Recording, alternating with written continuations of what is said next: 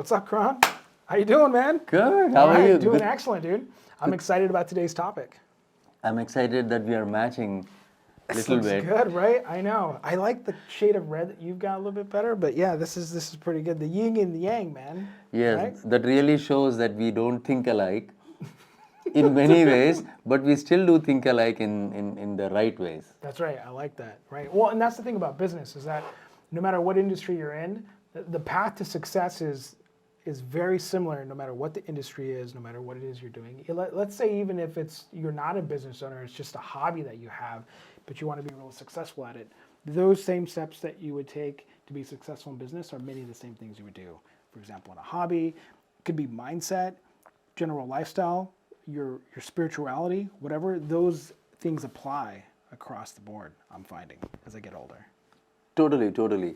So today we want to talk about marketing strategies, the strategies that are going to work, that did work for you and me. We are going to share some of those, and we are also going to share some of the things that, especially the business people who just start. Right, absolutely. So what are the things that work for you? Now, when it comes to marketing, what I've learned is that no matter how talented you are as a photographer, an artist, that talent will only get you so far, and you need marketing to get you in to actually be a viable business. I know photographers who, to be honest, are fairly average in their work, but they've got great businesses because they're really good at the marketing side. And I know people who are incredibly talented as photographers. Their work is amazing, Kiran, but they have no business, and they want business, and they struggle so hard because they just can't flip the switch and get themselves to do those business type things, and they rely 100% on talent, and there's nobody there to take over that business side for them. So if you can't do it yourself, at least have somebody in your life that can do that for you. I heard that Pablo Picasso was that way. He, gifted genius artist, and his wife is the one that did all the things that one would consider typical business stuff, right? The marketing, the promotion, and all that. And she's the one that handled all that. And there's really a big reason why he was so successful. And so if you can't do that yourself as an entrepreneur, having people in your life that can do that for you is really, really important. And when it comes to marketing, the easiest thing and the most surefire way that I've found to get business, referrals, right? 100%. Dude, how important are referrals to you and your business? Referrals are the only thing that I really think that is a strategy that worked for us. It's huge, right? It's huge. I mean, within our team, we have a goal that every business that we get, every transaction that we close, our goal is to get 3 referrals out of it. Well, okay, so so you get a new client comes in, does a transaction, whether it's mortgage or real estate related, and your stated goal, you guys have this written down somewhere? Yes. Okay, so you wrote the goal down, and you said, we want to take this client that just came in, did business with us, and we want to find a way to nurture 3 additional referrals. 3 additional referrals. And then the thing is, it doesn't come forcefully. The clients will be happy to share that they had a great experience with us. How do you do that? And they automatically do it. The way we do it is we prepare our clients. We say, during our initial consultation, we say this is how our process is. We set the expectation. And we say once the transaction is done, we are going to ask you to refer you at least 3 of your friends or family that you know of. This is before the deal's even done. Yeah, in our first conversation, we say that after we are done, we are going to ask you. Dude, okay, so why, that's genius. Why do you think that's important? I love that.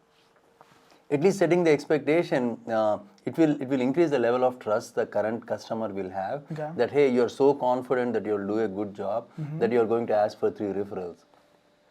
Lot of times what happens is, even during the transaction, we'll refer, because most of the time people that we service, either they are doing mortgage or real estate, they have friends also in the similar life cycle wherein they are also looking for something. Right, yeah. So it works perfectly wherein you are setting the expectation to the customer, Okay. and that's the easiest way. That way they know that you are really looking for referrals. A lot of times customers feel that, they see our marketing or our ranking, Right. and then they think we are too busy.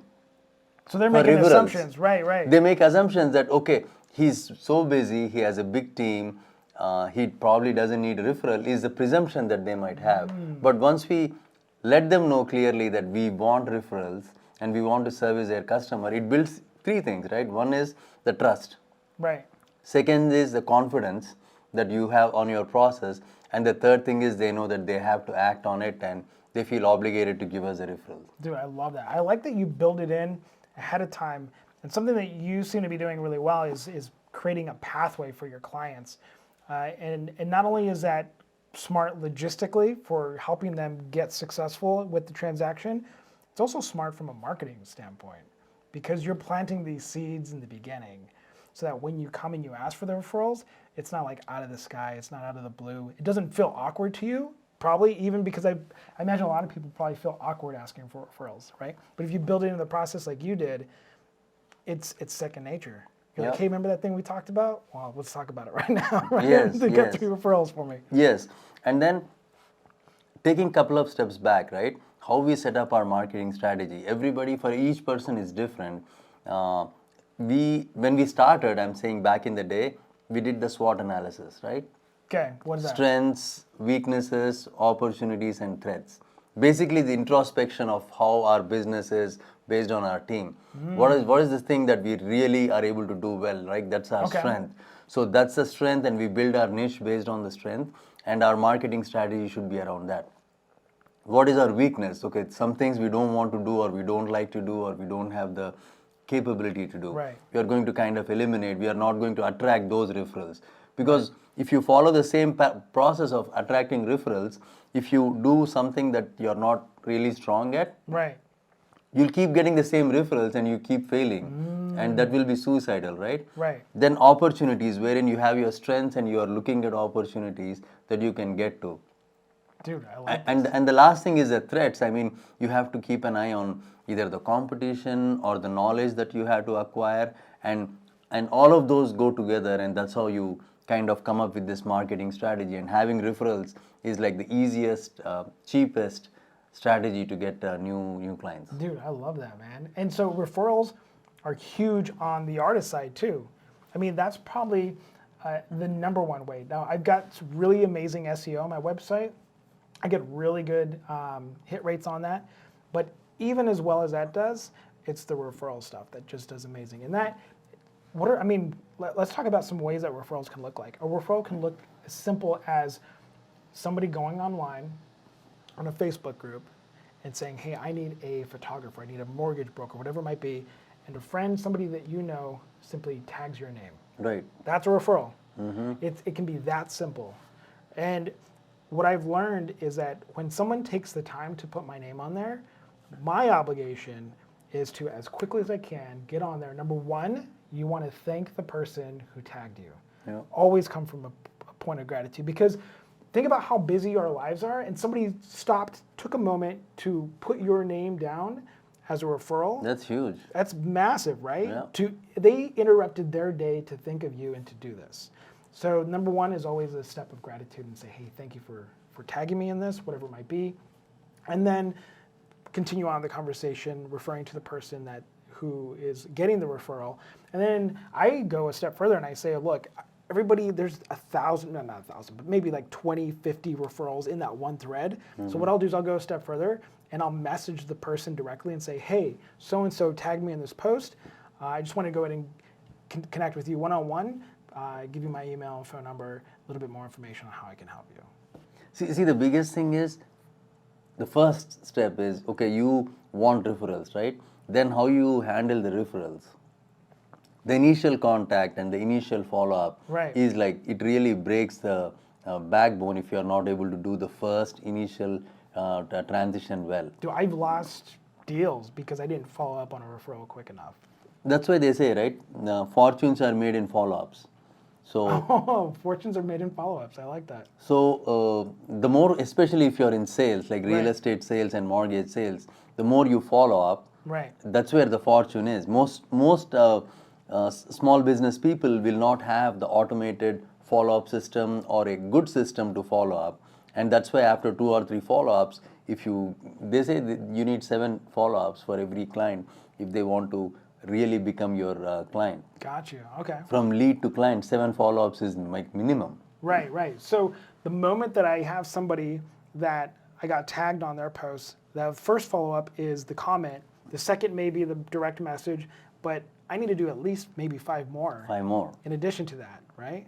So I mean, the burden is on the small business owner to do the follow-ups, but we don't have to kill ourselves because there is so many automated ways with which we can do it. How do you automate it? What are some ways? We use Salesforce. Okay. Salesforce is a CRM. Any CRM has it, wherein you have it and you program it, and it automatically sends them emails or text messages, and then you can follow up saying that you're really interested in doing business with them. A lot of times the customers might have the feeling that maybe he's not interested in getting my business, even though we are genuinely are, and we might not feel like we have to call them too often. Maybe we might feel that they think we are desperate. Right. So all that will be eliminated if you are able to automate your process a little bit. Okay. Or if you have an assistant, just assign the lead to your assistant and have them follow up through emails. Dude, I like that idea. So the emails that are going out through the CRM, which is an automated system, or just maybe interrupting that process and having an assistant, or maybe yourself if you don't have one yet, and just say, I haven't heard from this person in a while, and I just want to, hey, haven't heard from you in a while, I just wanted to connect, make sure that I'm not dropping the ball. That's the way I usually use that strategy is I'll reach out to the client. I'm always on their time frame, right? But I'll reach out to them and say, hey, we talked a few weeks ago about XYZ. I just wanted to make sure that I wasn't dropping the ball in my follow-up, wanted to see how things were going. And almost every single time I'll get an email back saying, oh no, I still want to do the project. I've just been so overworked, or I've been, family stuff, whatever it is. People get really busy, we all do. And that conversation kickstarts again. And I think the first thing, it's really helpful by saying like, hey, I want to make sure that I'm not dropping the ball on this, and I want to make sure that I'm doing everything that I can. And the client looks at that and says, nah, man, you're great, you're fine. Just it's been a lot of stuff in my own life. And that referral process can go through to completion to an actual client. Yes, I want to also bring up something, right? From a customer vantage point, they are looking at different vendors, okay? Either it's real estate agents or mortgage brokers, or in your case, artists, photographers, right? From their vantage point, we all look the same. So one of the marketing strategies is to see how are you able to differentiate yourself. So differentiation could be in terms of pricing. Right. I mean, you can choose your battle based on how busy you are, right? Either you can say that, okay, I'm the cheapest among the crowd, right? Right. That's a strategy. There is nothing wrong with it. You just have to do more volume and work hard. So you could be the cheapest. So we've tried that strategy wherein we tried to be the cheapest in the marketplace. And then I can tell you that with being the cheapest, you lose out on these referrals, because they say that with cost comes the service. You have to compromise on the service, because to make the same amount of revenue and the resources, you have to do more volume, and it's going to really tax your staff. Right. Your team is going to start getting frustrated quickly, then the service is going to slowly decline. Right. So that is a cost strategy, and there is no, the battle to the bottom is so bad that you can keep cutting. Let's say you say, okay, I'm going to do whatever, $75 to do a photo shoot. Then somebody is going to say, oh, I'm going to do $72. Then somebody is going to say $69. Then somebody is going to say $59.99. So you as a business owner has to define how low you are willing to go if you are going to go that route.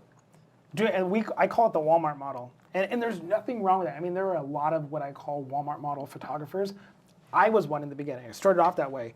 And the photographer that I am today doesn't compete against the photographer that I was in the beginning, because in the beginning it was all about price, because I was not very good, service was horrible, and the quality of the images was reflected in the price, right? But it was quick, it was easy, and so there were some benefits to the client, and not everybody's got a budget, right? Not everybody has a big budget, and there has to be businesses that service those people, because, Kiran, to be honest with you, I kind of grew up, my family, we struggled financially. My parents did really well. They just worked really hard and kind of grew themselves out of that situation.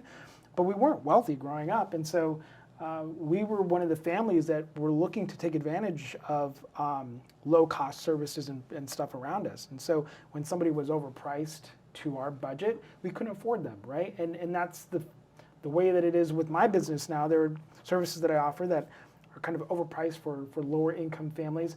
But in the beginning, I was right there and I was offering those services, nothing wrong with it. And I have friends who have built incredible businesses servicing the low cost. But like you said, there comes that trade-off in the quality, right? And that affects how you market to those people. Totally. Right? Yeah. And I want to tell you that competing with cost or the price is there is much better options, like differentiation strategy. How do you differentiate yourself, right? Right. If you are able to differentiate yourself among the customers, like customers are able to see you from a vantage point saying that, okay, I have these 10 different mortgage professionals, whom am I going to go with, right? If you figure out a way how to differentiate yourself, I mean, we differentiated ourselves to my niche market in multiple ways. Like, for example, we've done the book. So we wrote a book. This one? Yeah, right here. Oh, there it is. So we wrote this book, right, Cracking the Code to Success, wherein we talked about how we became successful. I mean, it was an effort that we made, which really showcased what we are able to bring to the table. And the people and the clients that value that kind of effort and energy are going to be attracted to you. Yes, right? 100%. Because, and we want to attract people who value your differentiation effort. Right. So something like that, if a professional is able to do it, you differentiate yourself, then you're not competing on price as much. So that's going to be a huge value. And the last thing is, you can even differentiate with focus. Focus in the sense that you can focus. There was a time back in 2009, 2010, we were totally focused on short sales, right? Yeah, short sales was our niche. When you talk about in the episode how you make your first 100,000, we made our 100,000 in a month when we were totally focused on short sales. We made our first million doing short sales. Right. It was a time wherein most of the real estate agents completely went out of business. Because I'm thinking they could not differentiate. Granted, it's a different life cycle of real estate right now. Right. But we were able to differentiate during those years, and we found a lot of success. Because you evolved to the marketplace, right? We evolved to the marketplace. Man, I think you just came up with another idea for a future episode on how to evolve, because that's a huge part in being successful. And it affects your marketing too, Yeah. right? As the market changes, as you change and become a different business owner, you're evolving to the marketplace, but you're also evolving your marketing. And then what I've discovered is that my clients actually lead and drive a lot of the evolution in my own marketing, because as I start getting higher end clients, they start opening me up to ideas that I never thought possible before. And in some ways, my clientele are kind of pulling me upward into this really cool, interesting place that I never thought that I'd be in as an entrepreneur. And it's opening up new marketing ideas for me. Customers want to see us successful. Customers really are thinking of ways to help us build our business. Right. Because once they start to do business with us, they'll start to like how we do it, and they don't treat us as like one of those big businesses. They still consider as small businesses, and they really want us to see successful. Absolutely. So that's what we found, and that's why, coming back to your first point, what's the easiest way to get clients? Ask for referrals, and then how do we ask for referrals is how we do it in the process. And then we need to help our customers also by giving them enough ammunition that, okay, we are able to differentiate ourselves. We have a book under our belt, we've done so many transactions and all that. We have to showcase all of that, and everything will become a package, and then will be easily referred out. Dude, 100%. Well, and there's a few ways that you can do this, and we'll wrap up with a couple points. Number one, if you're an extrovert like me, asking for the referral face-to-face can be super easy. And somebody, let's say we just did a photo shoot, you had a great time, and I'll say, Kiran, man, the best way you can tell me thank you is give me one or two referrals, somebody that you might know, you know what I mean? But if you're a hardcore introvert, that can be really difficult, right? Well, that's where the CRMs, the automation processes, sending out an email 100%. can come in. And what I've discovered is that another simple way you can ask for a referral in a roundabout way is by asking for a online review. I've got a template. Huge. Yeah, I've got a template in an email. It's got a link to where they can leave me a review after a photo shoot. And they're like, oh, my Shane, that was so great, whatever it might be. Whatever really revved them up about that photo shoot, I'll say, hey, the best way you can say thank you to me is if you've got a few minutes, go and leave me a review. That's terrific. We need to talk about reviews in the next episode. I like that idea. All right. Okay. So with that, take Take care. Have a Thank good you. one.